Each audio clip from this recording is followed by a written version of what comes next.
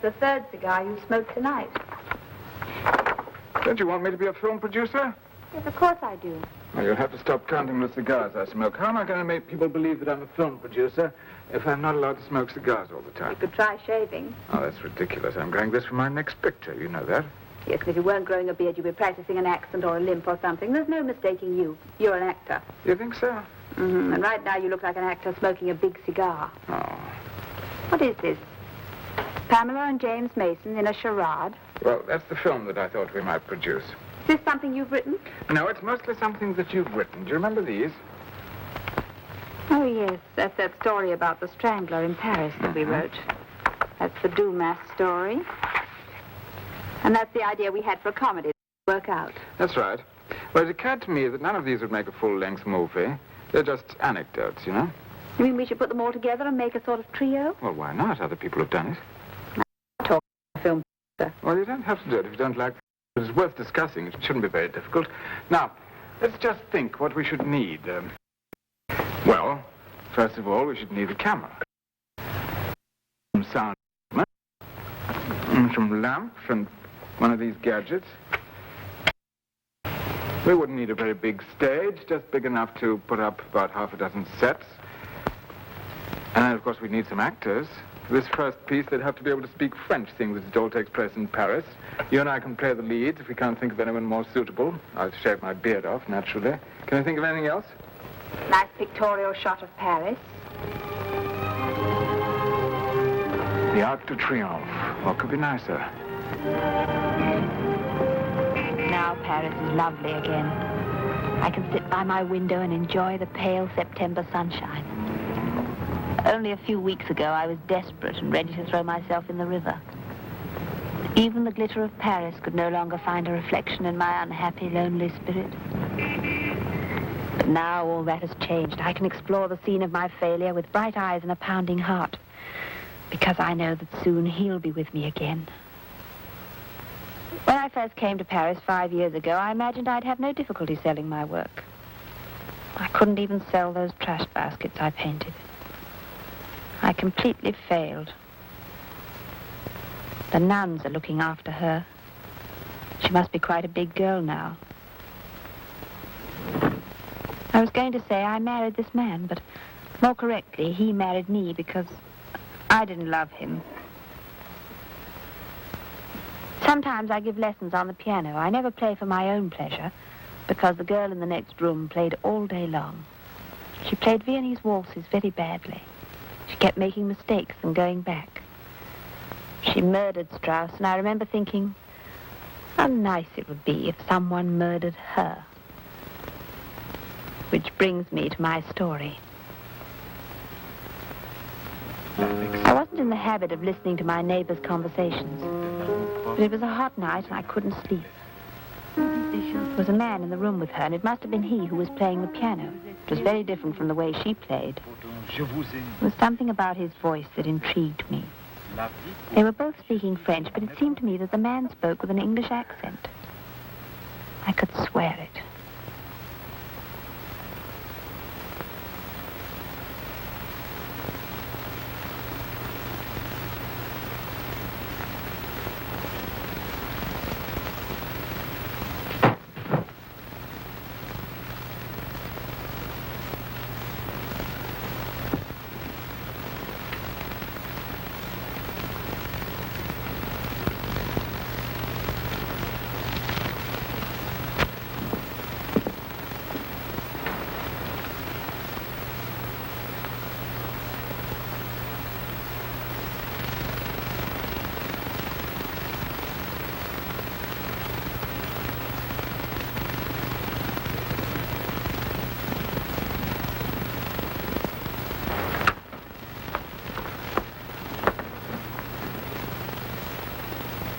I never slept at all that night.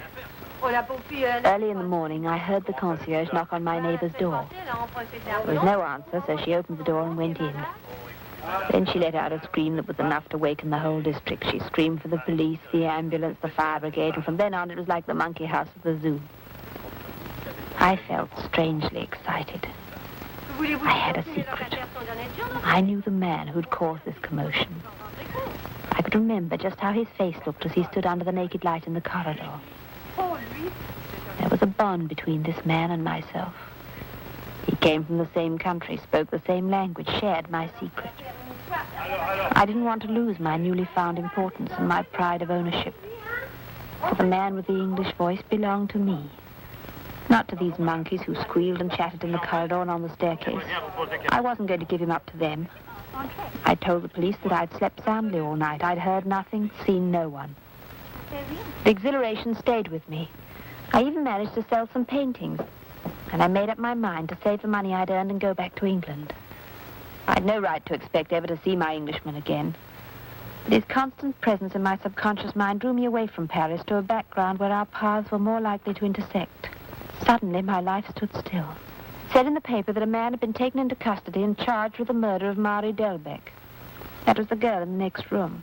The man's name was Jean-Marie Partigan. Excusez-moi, pouvez-vous m'indiquer où se trouve le bistrot le plus proche où la nourriture est excellente? Je suis nouveau dans ces parages. Je peux que mon français ne soit pas très bon. Do you speak English? I am English. So am I. Well, then perhaps you'd tell me again all that you were just trying to tell me. I've just rented the room next to yours, and not being familiar with the district, I wondered if you could recommend a good bistro in the street. You rented that room? Yes. Why'd you say it like that? Is there any reason why I shouldn't? No. Oh, didn't anyone tell you? Tell me what? It's no business of mine. But the girl who had the room before was killed. Murdered. Yes, I rather gathered that from something the concierge let slip. Won't that put you off? Quite honestly, no.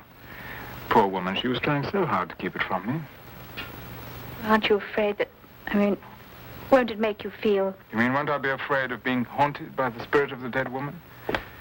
No, I don't think I will be. Being accustomed to cheap lodgings, I've cultivated an unawareness of my surroundings, which is sometimes extremely helpful. I was just making some coffee. Would you like to join me? Thank you very much, I would.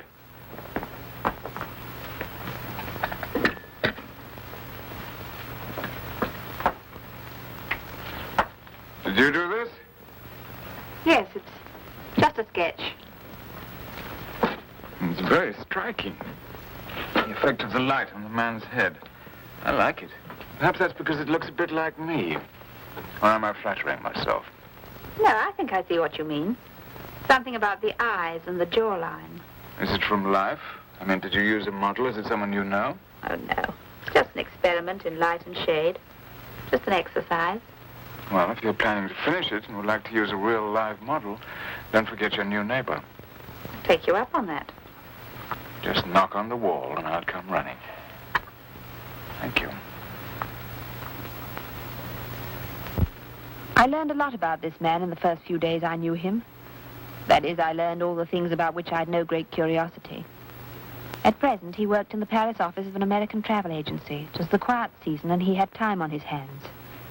He could relax and do nothing, just as he was doing now. Max, has anyone ever really known you? Max? Do you mind repeating the question? I was a long way away. Yes, I could see you were. I asked if anyone had ever really known you. I can imagine a woman being married to you for years and years and knowing less about you at the end of it than she did at the beginning. Have you ever allowed anyone to unravel you? Anyone is welcome to try. I would have thought I was quite easy to unravel, though I have to admit my wife didn't get very far. Your wife? I didn't know you had a wife. I haven't. She died. It was strictly a surface relationship. As I recall, she had a very attractive surface. I can't say that I've missed her. You have a way of saying things. I never know whether you're serious or not. You think I'm trying to camouflage my deeper thoughts? Yes. Very well, I'll make a bargain with you. I'll tell you exactly what's in my mind if you'll oblige me in the same way. I'll risk it. First of all, there's a recurrent thought that's been pestering me all afternoon. I've been saying to myself, next time she takes the brush out of her mouth, I shall have to kiss her.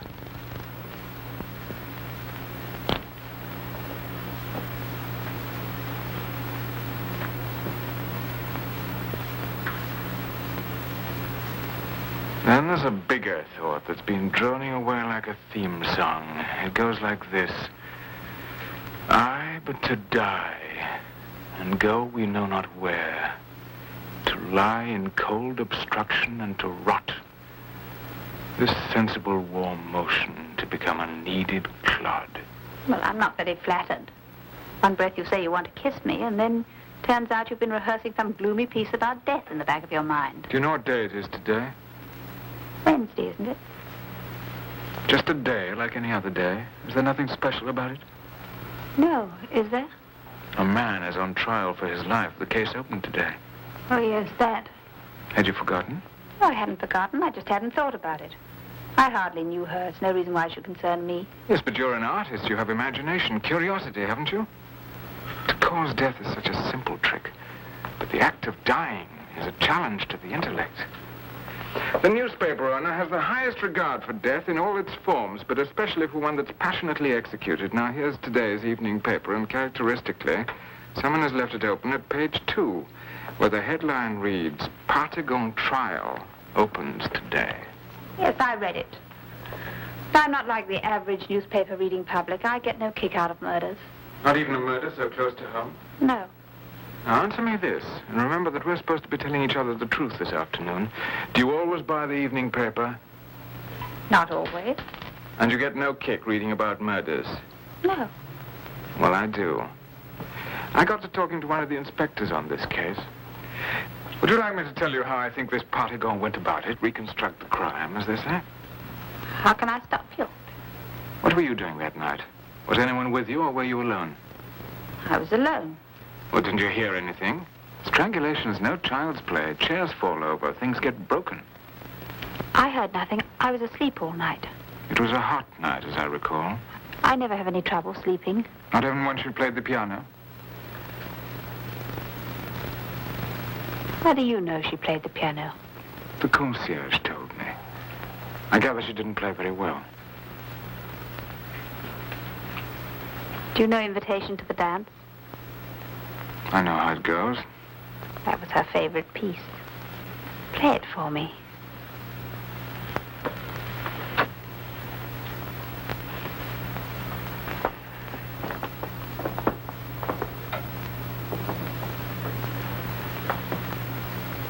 I have a beautiful piano in my own room, and I can't play a note of music. Sickening, isn't it? I'll take you out to dinner now. You've done enough painting for one day. We can reconstruct the crime over the dessert.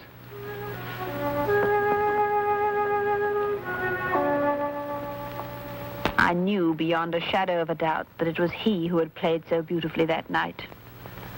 I knew that he must have murdered Marie Delbecq. Although he did not reconstruct the crime over the dessert as he'd threatened, indeed the subject was not discussed for several days, I knew that sooner or later he would return to it. I loved the worst thing in life. A man who was so sick that he could murder a fellow creature, and having done so would rather haunt the scene than run away to the ends of the earth. Perhaps I'm sick too. I didn't tell the police what I knew. I haven't run away. I don't love him in spite of what he's done. I love him because of it. During the air raids in the last war, there were many women who were well aware that the whole thing was hateful and horrifying, and yet dreaded a return to the emptiness of life without bombs. One day his frightening talk of death will start again, and I seem to be waiting with a morbid longing for the next bomb to drop.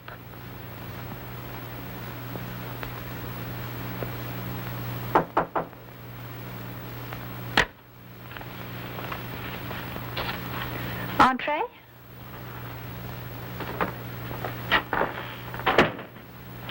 Oh, darling. I get so lonely when you're gone all day. Where have you been? Even during the quiet season, there's work to be done. People have started making reservations at Chamonix for the winter sports. I brought you an evening paper. There's something in it that I thought might amuse you. Seeing that your French is so bad, I'll translate.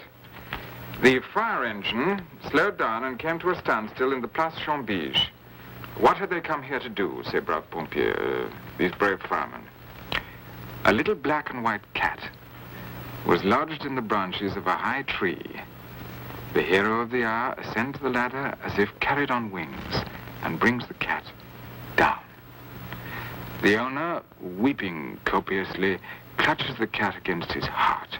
But the cat, still distressed by its adventure, scratches the owner on the cheeks and neck and leaps out of his arms and runs down the street. The efforts of the brave fireman have been to no avail. Evidently, fate had singled out this animal for destruction, for, in crossing the Avenue Montaigne, it collides with a taxicab, and a passing truck then extinguishes its life.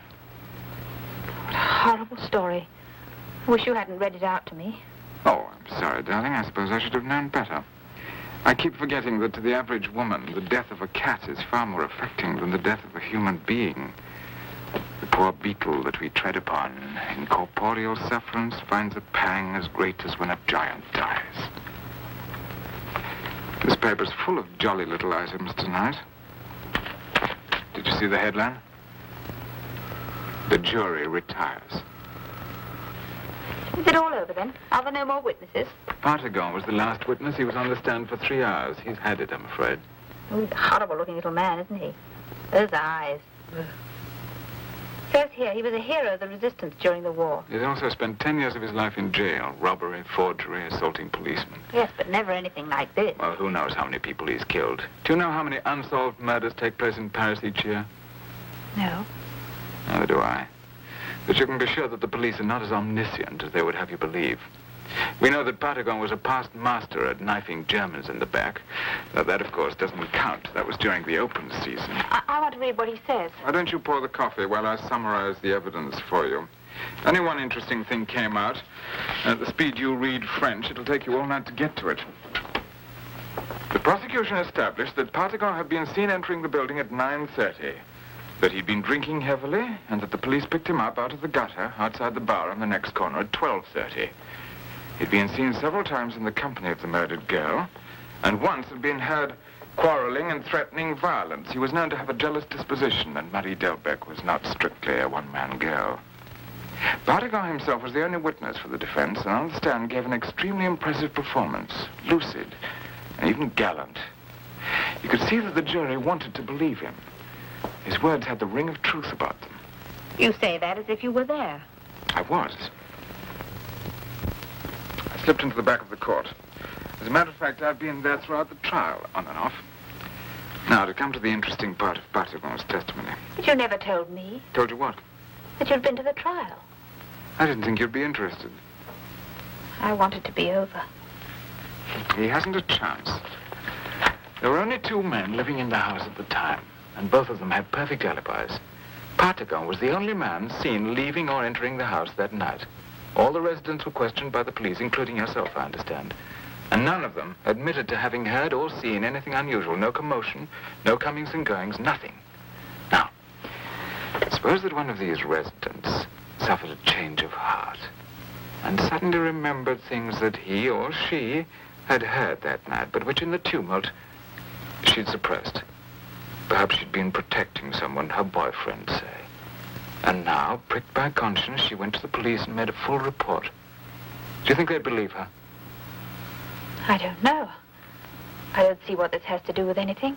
I thought you were going to tell me about Partagon's evidence. The answer is no, they wouldn't believe her. So? So Partagon hasn't a chance. At least he wouldn't have had without the rather exciting statement he made towards the close of his testimony. Oh, what was it? What did he say? He said that as he was leaving the building, he brushed up against a man who was standing just inside the doorway. Although he was drunk, he remembered having tried to get into conversation with this man, but the man wouldn't answer. He just stood there quietly, and after a moment, he moved away and started up towards the stairs. But did he describe the man? He tried to, but there was evidently nothing very distinctive about the man's appearance. No major disfigurements, no heavy mustache. Only one thing. Partagon said that the man was carrying a bunch of white flowers. That's an interesting touch, isn't it? Yes, but I don't see how it's likely to help him. The flowers are not likely to be a permanent feature. Exactly. And Partagon could easily have invented them because the police were known to have found a vase of marguerites in the girl's room. You know what marguerites are? Yes, they're like big daisies, aren't they? Yes. They're very pretty flowers. I like them. But you see the point I'm trying to make. This story is absolutely no use to him as it stands, but if there had been anyone who'd seen a man in the building that night, and if that man could be produced for identification... Oh, darling, please don't go on about it. You said yourself Partigan hasn't a chance. And in this country, the accused is guilty till he proves himself innocent. Isn't that true? Yes, that's true. Well, then he'll never do that. If anyone else did see the man with the white flowers, they're going to keep quiet about it. Of all her neighbors, I'm most likely to have seen her visitors. They have to go past my room, and half the time I don't even keep my door shut. And I saw no one. I told you. If the man with the white flowers really exists, and if he has any sense, he's thousands of miles away by now, probably in another country. He might have to live here. He might earn his living here. He might be emotionally attached to this quarter. He might even be an unusual type, a poet or a dreamer. You've no right to impute common sense to people you know nothing about. Oh, don't go on about something we all want to forget. Speak for yourself. All these pointless speculations. Even if Partigan goes to the guillotine, no one will ever really know whether he's guilty or not. The man with the bunch of marguerites will know. He'll go on knowing. He'll live in fear that someone else knows. He doesn't exist, my darling. I swear it. Oh, my love, don't let's talk about it anymore. I'm sorry. I won't say another word. I should have stopped when you asked me to. Let's go away. Oh, Max, let's go far away. This is a sad place for me. I've hated it for years. Before you came and took the room next door, I was so lonely, so desperate. I had nothing to live for. Everything I touched failed. I hated all the dirty, sordid people who lived in this horrible house. I hated to hear them laugh, knowing that they were happy, while only I was utterly lonely. I failed as a wife and as a mother. And I failed as a painter, too. Let's go to England, Max. I haven't been there for 5 years. Sometimes now I feel a dreadful longing not to be a foreigner anymore. Take me there, Max.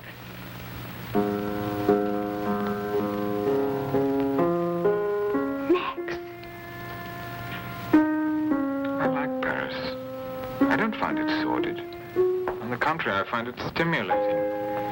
I like the September sunshine, and the laughter, and the flowers.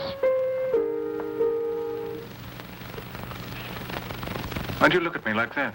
The piano. Oh, I'm inconsiderate, forgive me. That was the waltz she played, wasn't it? I've stopped now. I don't think you should regard yourself as a failure. I think you're a very good painter. I'll show you what I mean. Where's that sketch you did of me? What sketch? You know the one I mean. Before you started that canvas, you did a sketch. Remember, you were working on it when I first came into your room. The effect of the light on my head. It's very clever. Oh, that wasn't of you. That was just... Of course. It was just a man. I remember you telling me. Where is it? I don't know. I probably threw it away. It's in that corner among the canvases. Get it for me. Quickly. I want to look at it again. Come here. Closer to me. I want to put my arm around you. Now, do you see anything funny about this sketch? I think it's a delightful touch. I spotted it at once.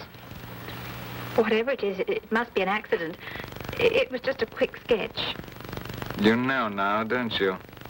You spotted it, too. You didn't realize it first, but now you get the implication. I don't know what you're talking about.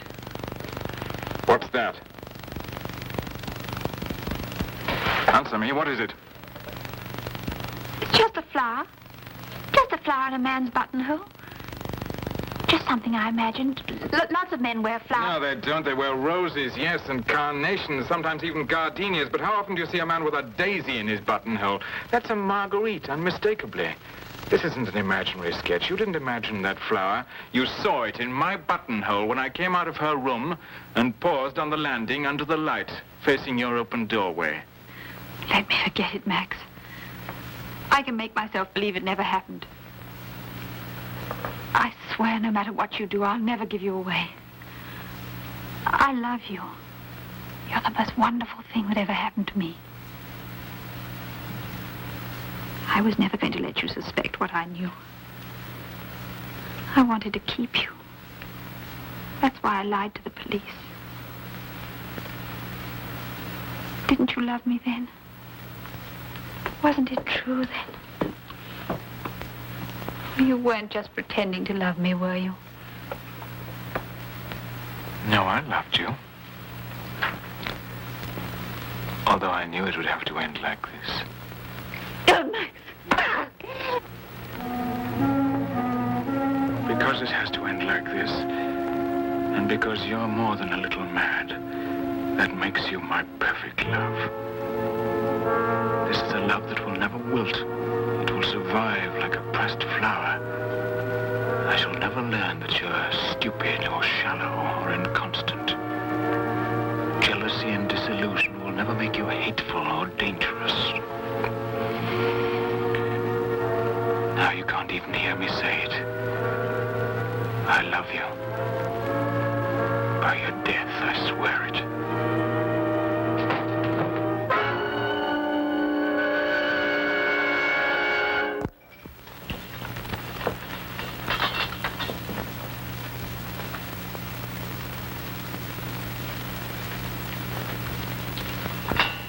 Monsieur le sergent, venez ici. Ceci est intéressant. Portrait of the murderer. Ça veut dire portrait de meurtrier.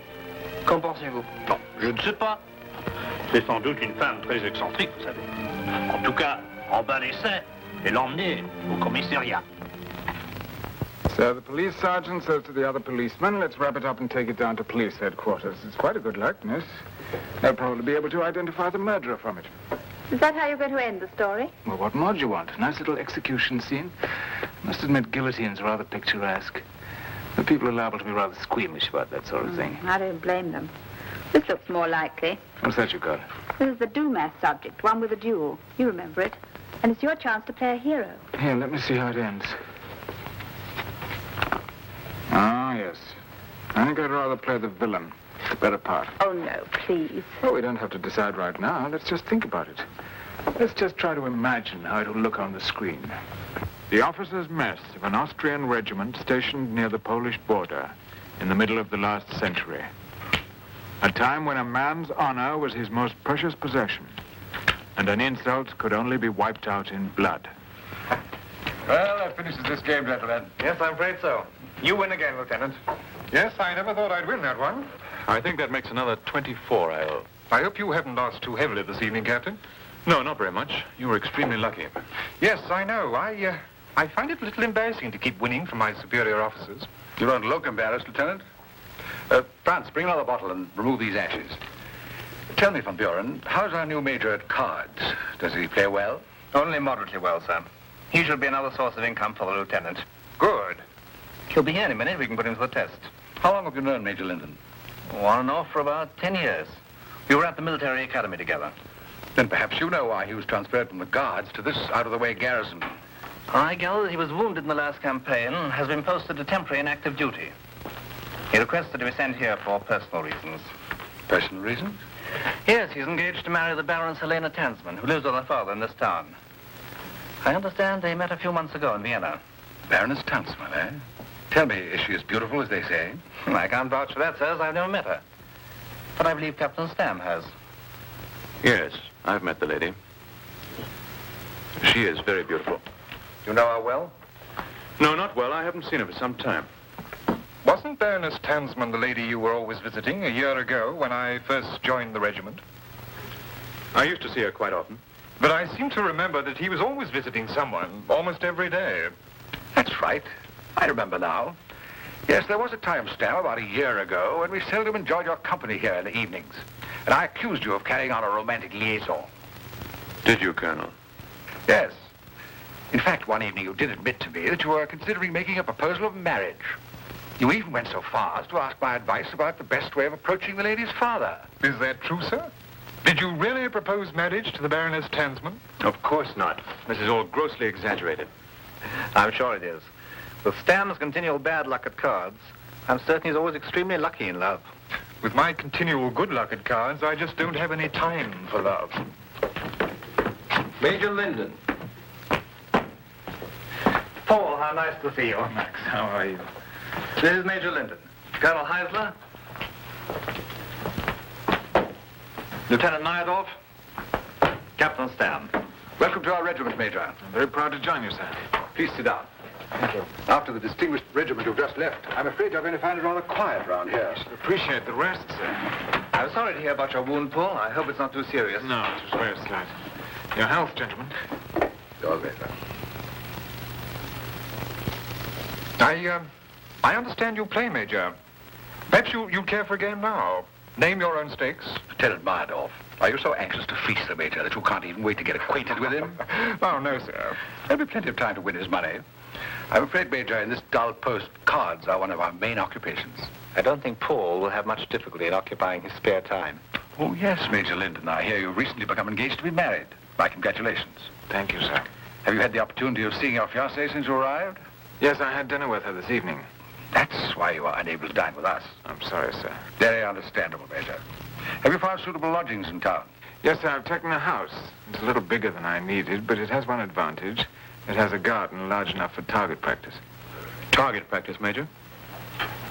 Yes, it's a habit of mine to practice shooting for half an hour every morning. Really? What a strange form of amusement. It's not exactly an amusement, and surely it's not strange for a soldier to keep his hand steady and his eye clear. Linden has another reason. He's already been involved in 2 duels. Yes, I've been unfortunate enough to be involved in 2 duels.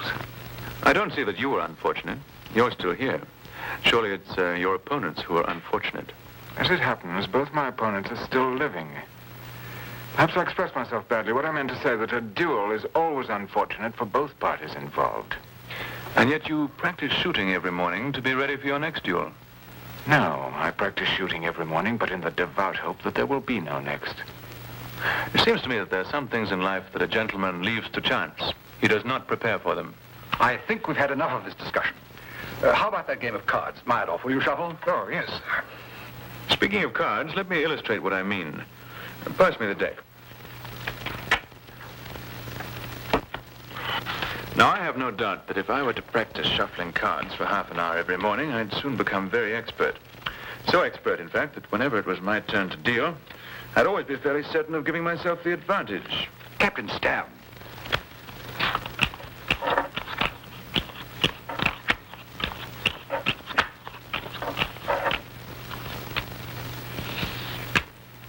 Yes, there we are. The 4 aces. I was afraid I'd forgotten the trick. I haven't done it for years. But I'm quite sure that if I practiced with the cards every day, I'd soon become very sleight of hand, which would be useful when the stakes were high and I was in a tight corner. What exactly are you insinuating? I'm not insinuating anything, Major. I'm merely expressing the opinion that to me there seems very little difference in principle between practicing marksmanship and practicing shuffling cards. Are you comparing me with a card sharp? Comparing you with a card sharp? Yes, if that's the way you wish to take it. It's the only way I can take it. Gentlemen, enough of this. I should appreciate it if this conversation were not carried any further. Please sit down, Major Linden. And let me give you some more wine. Well, how about that game Meyerdorf is so anxious for? Good idea. Will you join us, Linden? Yes, sir. Splendid. Let's cut for deal. High card deal.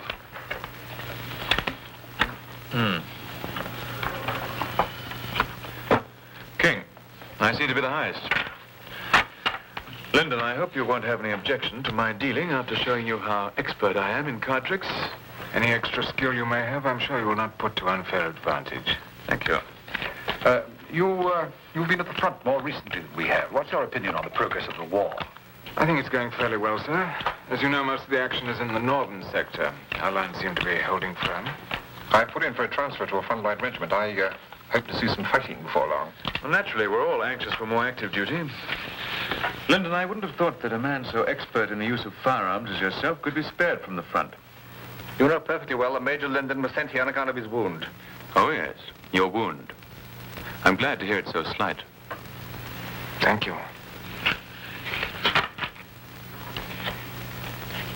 Seems a long time since we were playing cards together, Max. Yes. Must be 4 or 5 years. Though if it is such a slight wound, I'm surprised you should have requested to be sent away from the front. I did not request to be sent away from the front. I was ordered to garrison duty and merely requested to be sent to this garrison. You certainly picked one of the quietest and safest. You can practice your marksmanship in your garden without any danger of incurring further wounds. That's enough, Captain Stam. I won't have you talk to me like this. I'll talk as I please. Just because you outrank me, Major, is no reason why I shouldn't speak my mind. Rank has nothing to do with it. Gentlemen, please. I'm sorry, Colonel. This has gone far enough. Ever since I came into the room, this man has deliberately tried to provoke a quarrel. You've insulted me as I've never been insulted before in my life. You've virtually called me a coward to my face. I don't know why you've acted in this way, but whatever your motive, I've no alternative but to demand that you give me satisfaction. I shall be happy to give you satisfaction, sir. Lieutenant Meyerdorf, as you were a witness to this incident, may I rely on you to give me your assistance? Yes, Captain. Max, can I count on you? Of course, Paul, gladly. Very well, then. The three of us can make the necessary arrangements. Naturally, you know, Major, that as it was you who challenged me, I have the privilege of choosing all the conditions: weapons, time, place, and distance. Yes, I'm aware of that. Captain Stam, I'm at a loss to understand your behavior this evening. But now that the affair has reached this stage, it's out of my hands. However, I'm sure the matter will be conducted honorably, as befitting your rank and regiment. I shall endeavor to conduct it honorably, sir. Of course, I'm not so well practiced in these matters as the Major. I'm very sorry that this should have happened, sir. It's I who must apologize to you that such a thing should have happened on your first appearance here. It was entirely unprovoked on your part. You had to do what you did. And in the circumstances, I should have done the same. Thank you, sir. Where shall I find you later, Paul? I shall be at home. It's the last house on Frederick Street. And Max, accept whatever conditions he demands. Very well. Good night, gentlemen. Stam, we've served together in this regiment for more than 3 years. We've never been on very intimate terms, but I thought I knew you better than this. Your complete lack of manners and your deliberate rudeness have amazed me. I should never have dreamed you capable of such conduct. What's the matter with you, man? Are you drunk? Not in the least. I'm quite sober. Are you? Well, I sincerely hope that all this has nothing to do with the fact that Major Linden is engaged to the Baron's townsman. I don't want to talk about it any further, sir. I'm sure you don't. Neither do I. I leave you gentlemen alone to settle the details of this unpleasant business.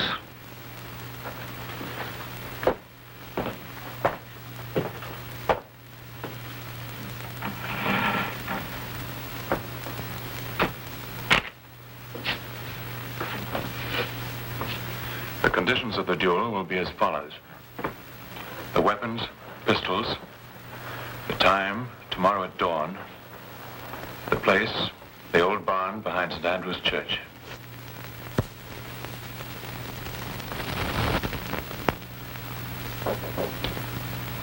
Come in. Helena. What are you doing here? Your servant let me in. I had to see you, Paul. Is it true Is what true? that you're to fight a duel? Yes. Paul, is it Captain Stam? Yes.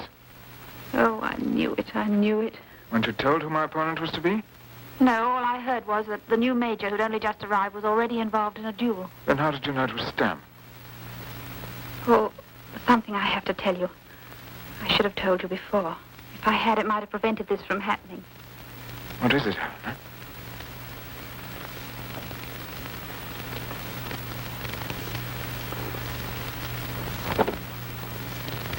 It's just a year ago since Captain Stam asked me to marry him. What? I used to see him often. He came to the house almost every day to play chess with my father. I looked upon him as just a friend, and I thought he regarded me in the same way. And then one day he asked me to marry him. I refused and told him that if we were to remain friends, he must never mention it again, but he persisted. He did everything he could to make me change my mind. And then I became quite frightened of him.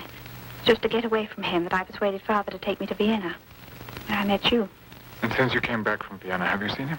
No. He called on me the day after I returned home, but I didn't see him. I wrote him a note and told him that I was engaged to marry you and asked him not to call again. I see.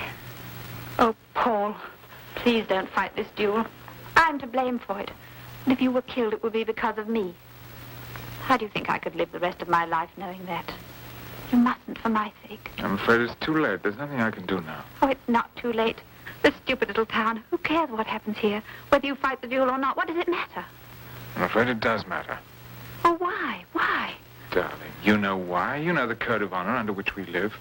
You know what they call a man who's insulted and then takes no action. Words, just silly words. Code of honor, insults. What do they mean? To a soldier, they mean practically everything. I just don't see it. I don't. Helena, I'm a professional soldier. And what is that? A man who wears a pretty uniform. A man who's studied military tactics. A man who knows by heart the names and achievements of all the great generals of the past and hopes one day to be a great general himself. Yes, I suppose that's all part of it, but the one essential for a soldier, no matter what rank, the one justification for his existence is that his courage should never be in doubt. Paul, nobody... No, Helena. What you imagine would be thought of me if it were known that I could be insulted with impunity. What does it matter what people think of you?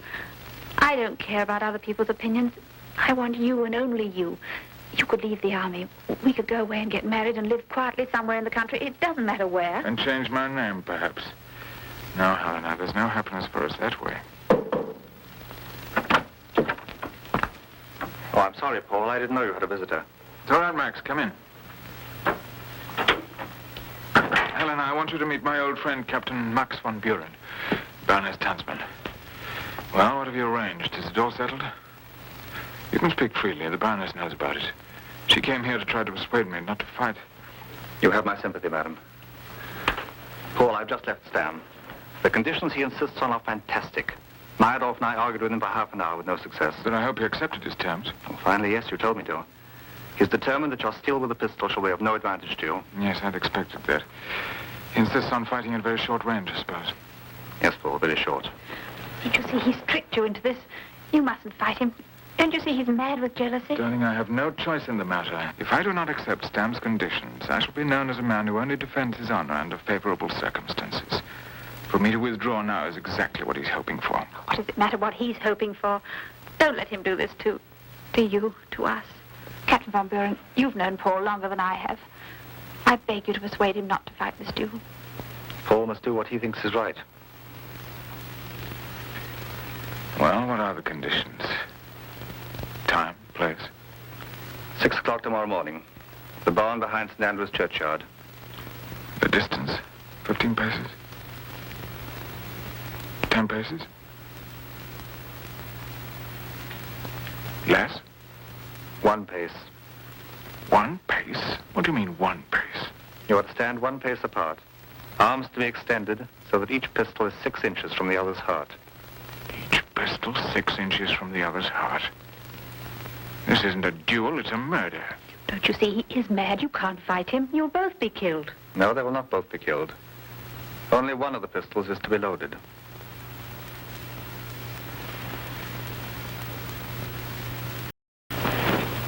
You rang, milady? Yes, Anna. You've heard about the duel? Yes, milady. Everyone's heard about it. You know the old barn? The back of St. Andrew's churchyard? Yes, I know it. That's where the duel is to be held. I want you to go there before 6 o'clock and give this letter to Major Lyndon. I want you to be sure he gets it before he goes into the barn. And then I want you to wait there at a distance so that the others don't see you. And when you see whether Major Lyndon or Captain Stam is the survivor, I want you to come back here and tell me. Do you understand? Yes, milady. Will you be waiting here? Yes, Anna, I will. Good night. Good night, milady.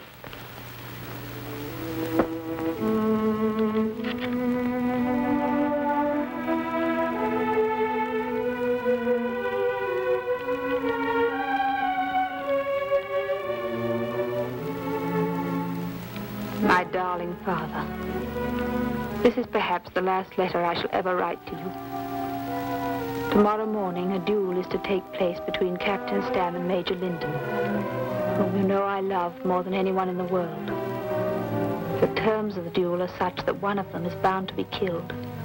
And if it is Paul, as I'm terribly afraid it will be, then it will be impossible for me to go on living.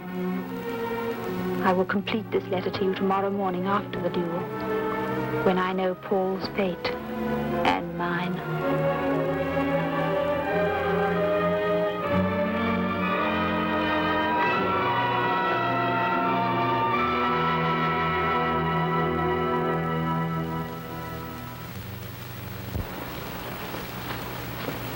Major Linden? Yes? Thank you.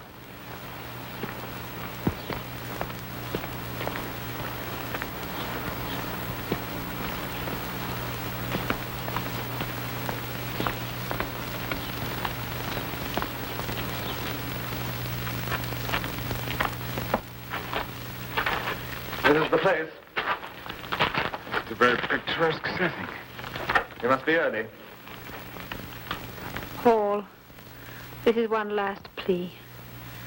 I beg you to put our love before everything else and not to go through with the duel. For the sake of both our lives. I love you and need you.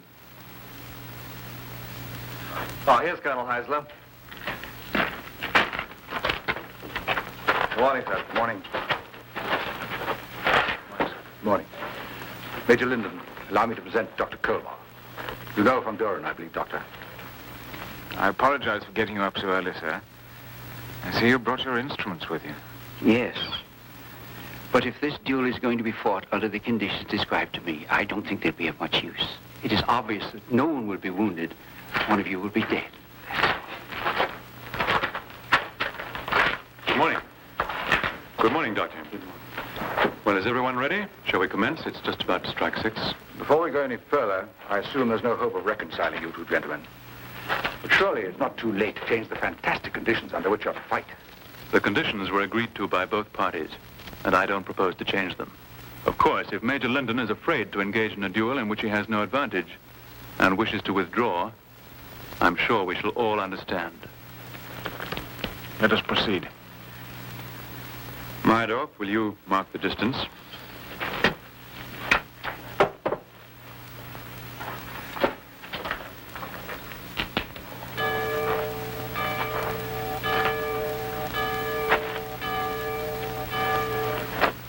Who is to give the command to fire? You, Colonel? No, I'd rather not. I'd be very grateful if you would, sir. Very well. I shall say, take aim. I shall then count 1, 2, 3. On the word 3, you will both fire. Pistols. Just a moment. Stam, do you know which of these 2 pistols is loaded? What does it matter, since Linden has the choice?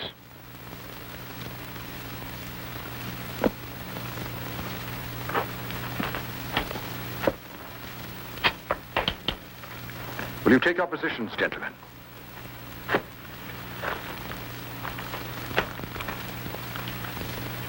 Are you ready, Captain Stam?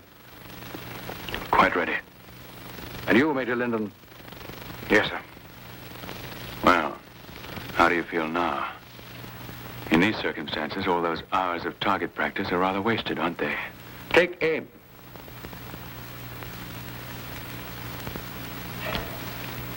One, 2, 3.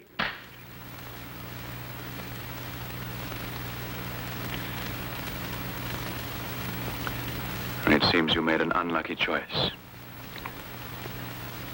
Fire. When I'm ready, perhaps I won't have to. If you would like to withdraw your challenge and apologize, I'd be glad to let you live. Fire, Stam, fire! You only have to say the word, Linden, and you'll save your life. Fire!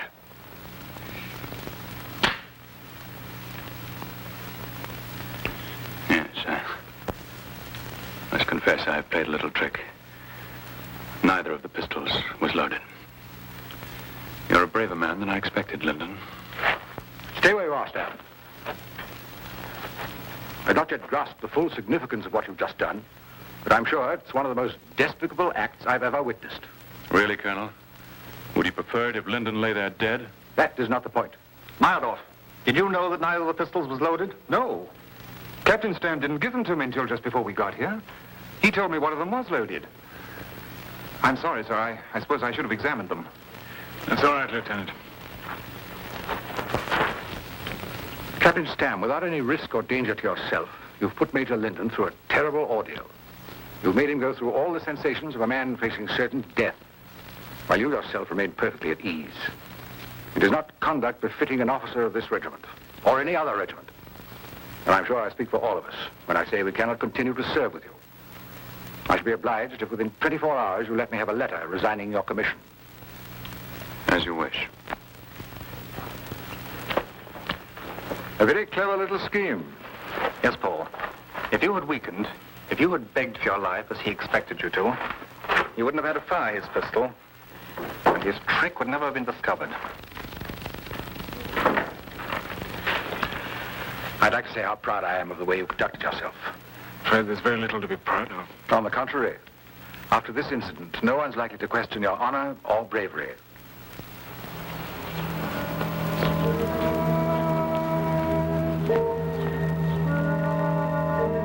I had stationed my maid, Anna, down the road at the corner to watch them return from the duel.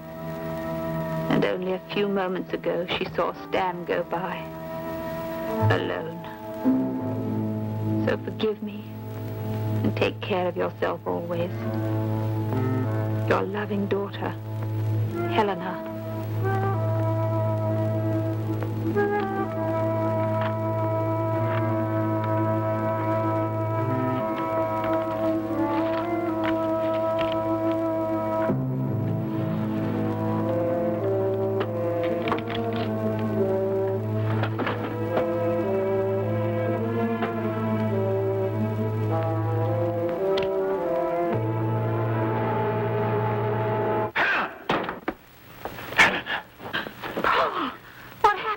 No duel, at least no shooting. It was a trick. But Stan went by.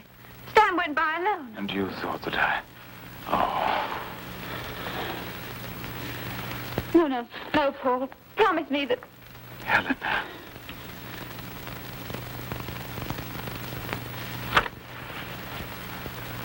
Do you really love me as much as that? Yes, Paul. Then I'll promise anything you ask. Promise me no matter what happens, you'll never fight another duel. I promise that no matter what happens, I'll never fight another duel. We have so much to live for.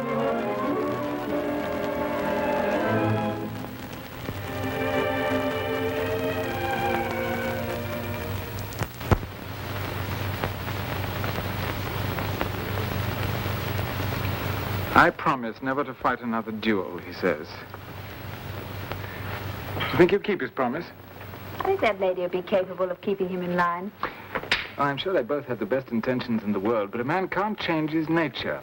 And this particular fellow seemed to be such a sanctimonious type that people will go on provoking him into fighting duels for the rest of his life. And provided he stays in the army, he can't very well duck them. Remember, he'd been involved in 2 duels before the story started. I assume you'd rather play the villain. Yes, I would, but that's beside the point. What's that you've got there? Is that the Midas touch? Mm-hmm. Well, that's just what we want, to prove the point I was trying to make. You see, after a man reaches the age of 40, the pattern of his life is completely formed. His impulses, his tastes are then constant. He's incapable of change. He can change his occupation, he can try living somewhere else, but basically the pattern remains always the same. Now this, as I recall, is the case history of a man who happened to possess one very slender talent, the talent for making money. That's all he can do. I call it rather an attractive talent. Well, that may be, but it's pathetic to watch a man like that try and even seriously believe that he can do other things. Let's just think about it while he tells his own story. I came to New York 16 years ago, and within a year of my arrival, I'd made my first $1 million. After that, it seemed that nothing could go wrong. I had the Midas touch. I rarely touched an oil well, but it gushed. At my touch, wastelands begat housing estates, corner drugstores became skyscrapers, securities became gilt-edged. The dormant and inactive sprang to life the moment my signature appeared on a contract. Nor was the effectiveness of my touch limited to the inanimate. For instance, my hand brushed lightly against that of the merest car hop, and almost overnight she became a television star. He said, sure, I expect you to look sophisticated.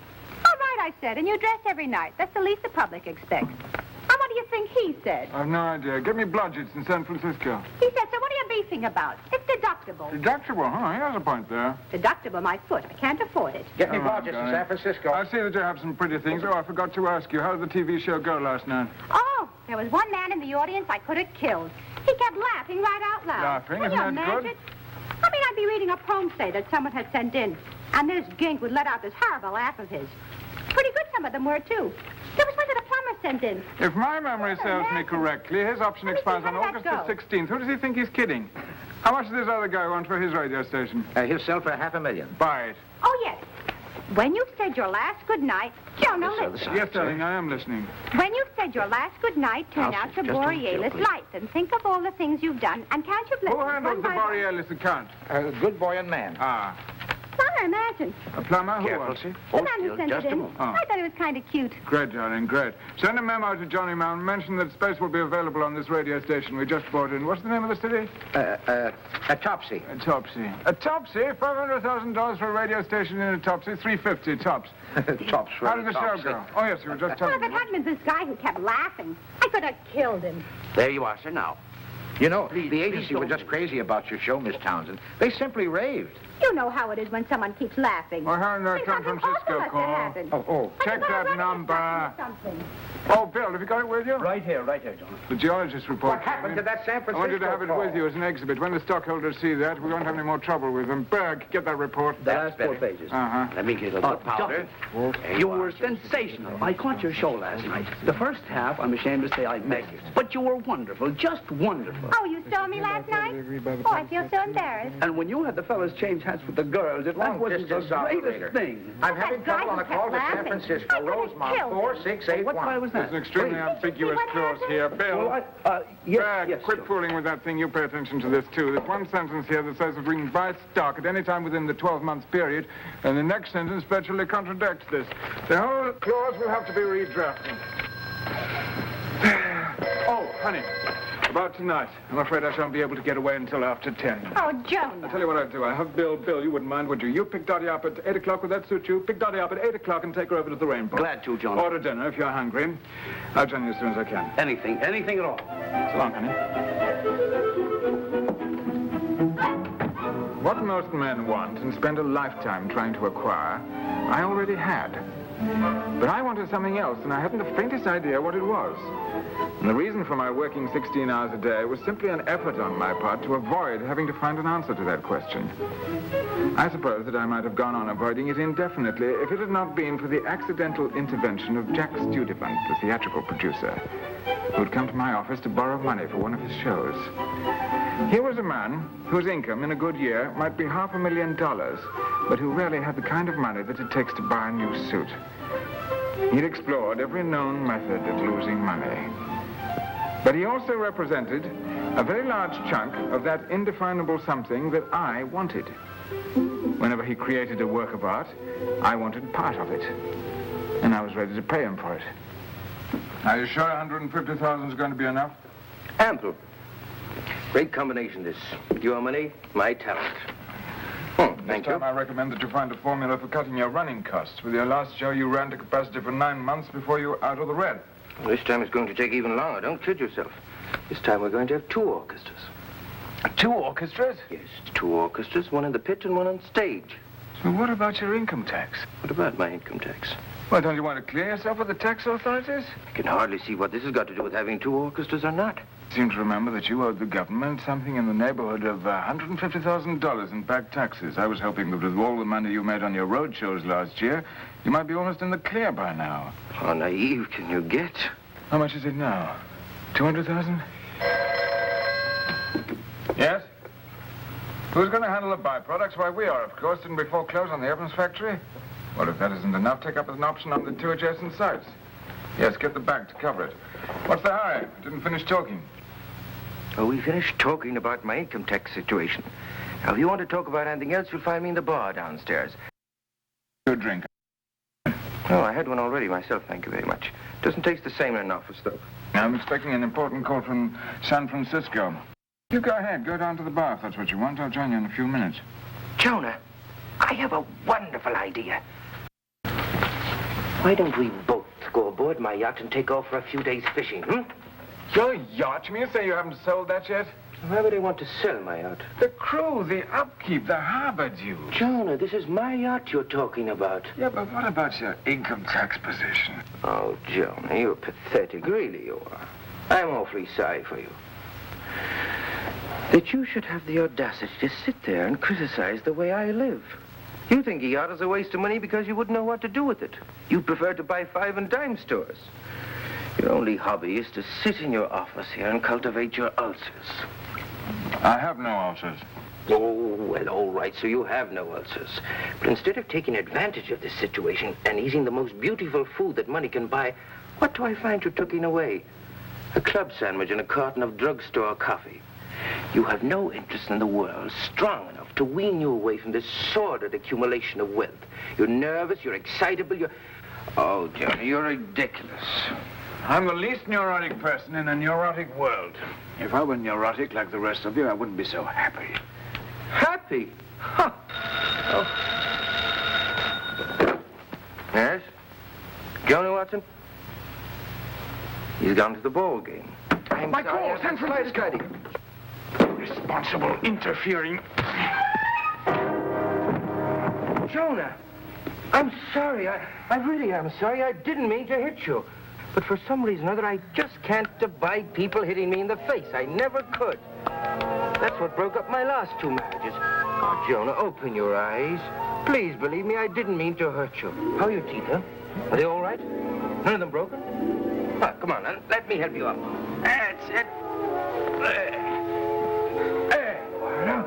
You just sit back in that chair there and relax, and I'll tell you all about my income tax. Go away, I don't care. I don't want to hear it. Well, it's not the amount I owe the government, but I seem to have done something mildly evasive. No, don't move. I'll get it for you. Scotch, wasn't it? Yeah. You remember the government took possession of my 2 houses and my nightclub and sold them? Well, that's all straightened now. And so are my alimonies. My yacht. Now, I seem to have forgotten to mention my yacht. Oh, don't move. Allow me. I'll get it for you.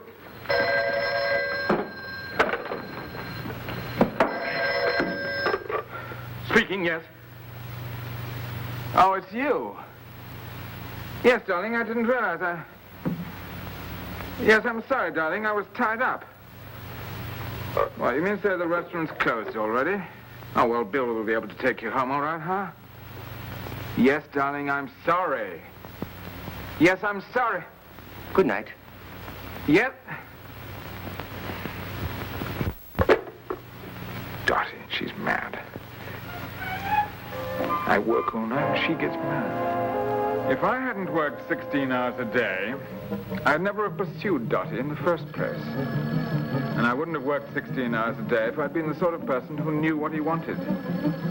Well, at least I was beginning to know what I didn't want. I didn't want poor Dottie. I didn't want my telephones, my desk, my corporations. I didn't want any of the things I had. As a matter of fact, I didn't have them. They had me. What did I want?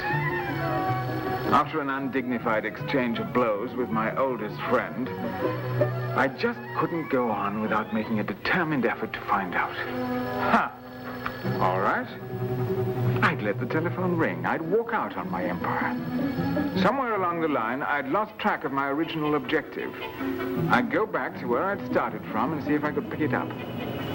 But I found that I'd left the office without providing myself with enough money, even to pay for a night's lodging. And to be short of money, to that extent, at once creates a dangerous situation. Any business transaction that I undertook was liable to set me up in an office chair similar to the one that I'd just vacated. Indeed, on the very first evening of my new life, I became momentarily the owner of a string of taxicabs. I didn't want them. The finger of destiny was pointing in a direction I wished to avoid. But until I had enough ready cash to make good my disappearance, I could not afford to ignore any promising source of increment. Although my financial empire could operate quite smoothly without me, and my disappearance would cause only the mildest flutter on Wall Street, I was not anxious to be in my own city when it happened. I didn't even want to be in the same continent. The oil wells, the bricks and mortar, the corporations, even the playing cards were now behind me. My conscience gave me a small twinge when I thought of Dottie.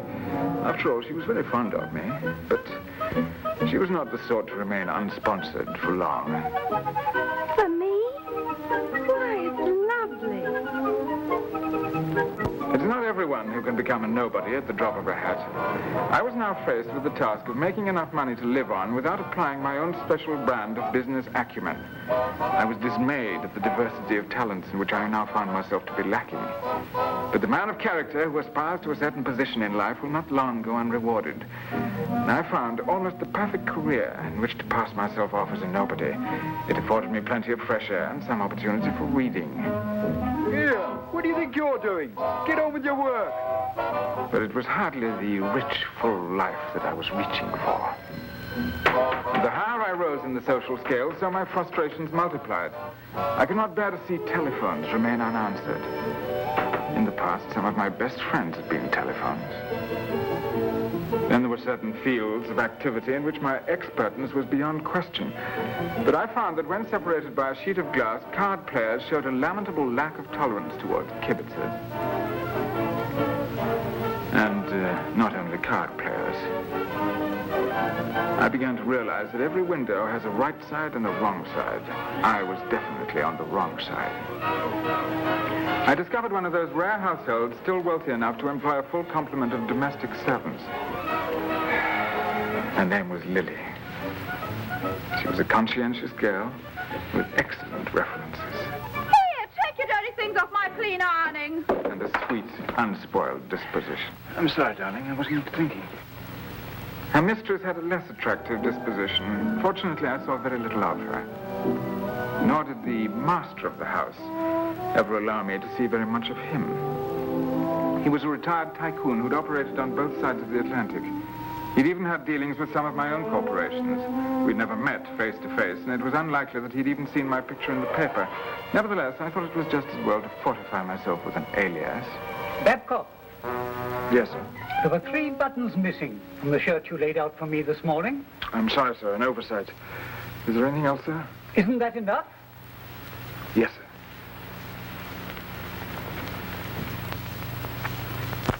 Here's a man who has devoted his entire life to the accumulation of money. And what's he got? He's got a lot more than you're likely to have at his age. Oh, strictly in terms of money, perhaps. He's even got a yacht. Well, what's the good of a yacht if he doesn't use it? It just lies in the harbor running up expenses. Well, he's been everywhere. All right, so he has a yacht. He's even been to America. Well? Well, have you been to America? Yes, I have. You have? Well, why didn't you tell me? We'd have had something to talk about these past few weeks. What's it like? It's just the same as any other place. Of course, it's bigger. In fact, it's enormous. They have lots of oil wells and skyscrapers and chain stores and television stations. I didn't get around an awful lot. I was working most of the time. But didn't you meet anyone? I mean, didn't anyone famous ever come to the house where you worked? No, I don't think so. Well, what's Hollywood like? Hollywood? I'm not sure that I ever went to Hollywood. I don't believe you've ever been to America. I did, honestly, darling. I swear I did. I was there for years. Something fishy about you. Can't even sew a button on properly. I don't believe you're even a real valet. Well, it's true that I didn't work as a valet when I was in America. I acted more in a secretarial capacity. Oh? Doing what, pray? I answered the telephone most of the time. Oh, telephone operator. An operator. You're not even sure if you've ever been to Hollywood? Yes, I am, now that you come to mention it. We bought some oil property in Southern California, and I had to fly out to the coast because it looked like one of the big companies was trying to double-cross us. Oh, yes, I remember now. They took us to lunch at some country club, and they pointed out a fellow who came there to play golf, and they said that he had some connection with the movie business. Is there someone called, Bob Pope? Bob? You saw him? Well, yes. Oh. Huh? After this, there was no longer any shortage of conversation. She was crazy about the names I learned to drop. And I was out of my mind about her. In fact, I was in such a state that I made a very rash move.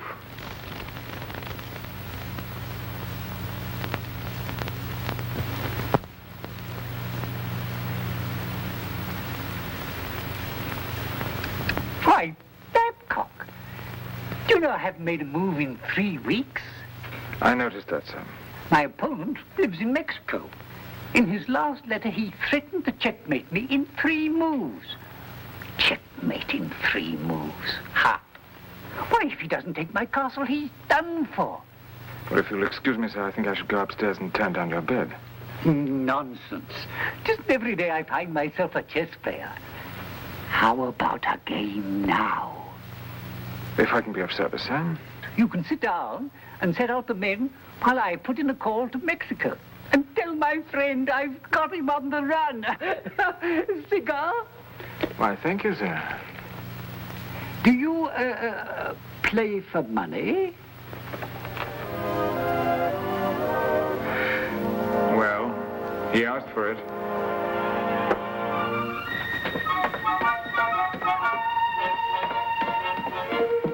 Jonah. Oh, good morning, darling. What do you suppose I just heard? What? They're thinking of taking a cruise on the yacht. Does that mean we have to go with them? Well, of course. Oh. Well, aren't you pleased? Well, can't they leave us here to look after the house? But they're going to Florida. Florida? Oh, no. America, just think. I don't want to go to America. Everyone wants to go to America. I've been there. Well, why don't you think of someone else besides yourself for a change? I am. I'm thinking of you. You've never been on a yacht. You'll be as sick as a dog all the way across the Atlantic. The first gale, it'll sink with all hands. And you know what the Atlantic's been like since the war. There are mines floating around, ships being blown sky high. You read about it all the time. Then you get becalmed and you run out of water. Crew starts drinking seawater. Everybody goes mad. And albatrosses start swooping down and pecking out your eyes. Oh. Are you a fugitive from the FBI? So what if you do go to Florida on the yacht? You're a lady's maid, for goodness sake. You probably won't even be allowed ashore. You'll be stuck in some miserable cabin ironing Mrs. Nell's sun suits. You're staying here with me. We're both going to give notice and find a new job as a couple. Take your filthy hands off me. Destiny was playing an effective game at my expense. Forcing my hand, you might say. The old boy turned out to be a very fancy gambler. And I was doing him a great service. He'd never been so happy in his life, at least not since his retirement. Oh, ho, ho. Why, I thought I had you that time. Bad luck, sir. Well, don't spend it all on women. For me? Why, it's lovely. I shall save it for the cruise. Guess what I'm doing? I'm copying one of Mrs. Nell's sun suits. They wear these all the time in Miami. You really believe, don't you, that all you have to do is to step ashore on American soil in a homemade sunsuit and a string of millionaires will ask you for your hand? Well, why not? I've got an English accent. Why does everyone have to be a millionaire? Well, I hardly need tell you what happened after that. I did a little business on the stock market, but I was working under pressure. There were only 2 or 3 weeks before we were due to set sail. For me? Why, it's lovely. I didn't want to rob an old man of his plaything, especially since it happened to be a yacht. Tax-wise, it could be nothing but a liability, and even less could be said for it as a means of transportation. But I just couldn't bear the thought of Lily sailing to America in anyone else's yacht but my own.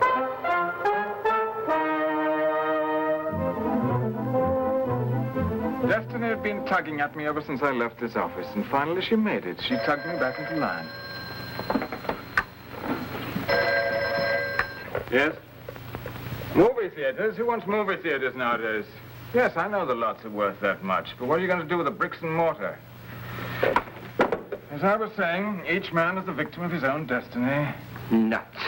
Well, if you don't like that explanation, it's simply the age-old story of a man making the supreme sacrifice for the love of a good woman. And just how good is she? Lily? Yes, Lily. She's good, I'm telling you. Look what I gave up. I was on my way to becoming a well-adjusted nobody with an opportunity to enjoy my leisure, and then I had to fall in love. No, you're a liar. It's true, I did. Okay, I don't deny that you may have fallen in love, but everything else you've said is so much bunk. Excuse me for a moment. Help yourself to a drink. Thank you. Already did. Send 3 copies of this to Washington and get a clearance from the OPWFC. Has Rosencrantz checked it? Yes, sir, he has, sir. And Guildenstern? Yes, sir. Yes? Answer that.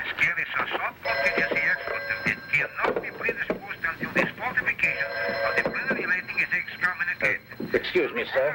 So you put it in writing and send a copy to Yes, sir. Rosencrantz. That would be a matter for good boy and man. Comes under the heading of substandard theatrical ventures. Put him through. Yes, Johnny Mann allocates the personnel. So long, Jonah. It's been nice talking to you. I'll be with you. Republic van. Yes. Texas is already absorbed. Alaska, now you No, see. I'm afraid he's tied up right now. Yes? I shall. Mr. Watson? I'm sorry. I'm afraid he's tied up a little bit now. I won't move unless you give me Canada. Oh. Well, in that case, I suppose I could untie him. Excuse me, sir. That suits me. This is a very wealthy voice. Oh, Reuben. Reuben? Yes, last week. Oh, nothing at all. I'm planning to settle down and raise a family. Sure, come right over. You were saying? I was... Oh, how do I know what I was saying? How can anyone carry on an intelligent conversation in this office when every moment you expect it to be shattered by a battery of telephone bells? You were saying my theatre was so much bunk. Yes. Yes? Yes, by golly I was, and I meant it too. I want all of Global Graphite's quarterly reports for the past 5 years. I'm expected to believe that falling in love was, in your case, so unique, so momentous, and such an unprecedented an event that it awakened in you a new sense of responsibility. That had you not met this paragon of womanhood, you would be content to bask in obscurity indefinitely. Bunk, Jonah, bunk. Oh, that reminds me. There's a small part in the second act of your new show that I'd like Lily to play. Oh, fine. It's part of the Swedish manicurist who steals the microfilm. Have you any objection? No. Has she got any talent? No, don't bother to answer that question. Jonah, it's my duty to disillusion you. I've got to tell you why your experiment was a failure. I don't want to be disturbed. Jonah, that's the nicest thing you've ever said to me. Go on. Well, life without wealth was insupportable and frightening. You have absolutely no talent in this world except this one freakish ability to gamble successfully. Business is not gambling. Well, don't interrupt. You understand figures. You can multiply and subtract. You can play with them. You can make schemes and you can make patterns. You can even play chess, and that's a very great talent. But you never play except for money. You never play, period. You don't understand that side of life, and consequently you're afraid of it. You try to protect yourself from all true responsibility by wrapping yourself round in a blanket of $1 bills. Oh, I forgot to tell you that Mr. Van Marter is coming round to see me. Is he there? Yeah, but there's a Mrs. Watson. Mrs. Watson? Oh, Mrs. Watson, Lily. Send her in. There you are, you see. You're afraid to keep a business associate waiting, but you'd forgotten all about your wife. Go away, Jack. I'm tired of you. No, I don't think I will. Matter of fact, I think I'll wait and meet your wife. How'd you do? Lily, come in, darling.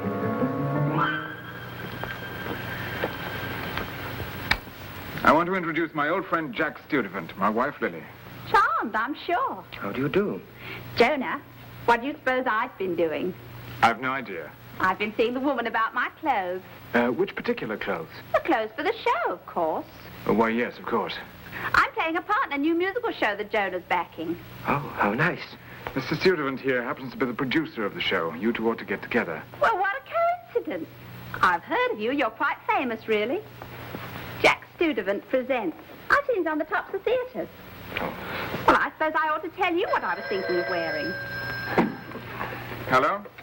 I know Oh, all it's about you. it. I was just going to ring you, as a matter of fact. Did you get a copy of Global Graphite's report? Now, first of all, she's supposed to be a spy, right? Right. And she's supposed to be Swedish, Yes, I'm right? checking the comparative figures right now. Well, I thought I'd I tell dye you my what we hair might do. Why blonde. don't we both go Do into you think it'd suit me? Yes, it suits most brunettes. And then seeing that most of the action takes place in a castle, No, I don't think we'll... I thought an eau de nard negligee over a pink sheath. Hold on. Darling, I don't want to keep you waiting. Why don't you and Jack go ahead and have your lunch? Well, that's a fine idea. Then we can talk about our show. I've got to wait here for Reuben Van Marter. He won't keep me very long. If the worst comes to the worst, I'll join you for coffee, all right? I'm sorry, I have some people here. Well, come on, I'm starving. I can't get used to this 3 meals a day. Where I used to work, we ate our heads off. Give me Blodgett's in San Francisco. Make it a personal call to Farrow. What happened to that memo that Rosencrantz sent me about it consolidated? Oh, it's all right. I've got it right here in front of me. Don't bother. Aaron, I'm sorry to keep you waiting. Yeah, I put the call through to Blodgett's. What was it that I wanted? I never found out. But fortunately, there are always new things to want, and none of us lives long enough to get them all. So there seems to be no reason why I shouldn't go on wanting happily ever after.